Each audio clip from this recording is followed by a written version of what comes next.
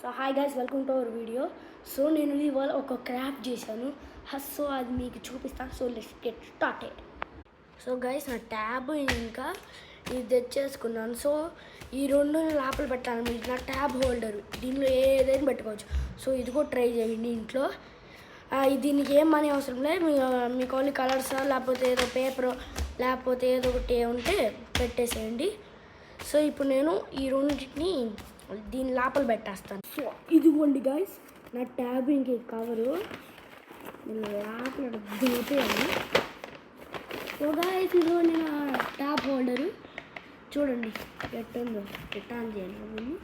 అది మీకు ఆన్ చేసి చూపిస్తాను. ఎట్టుందో ట్యాబ్.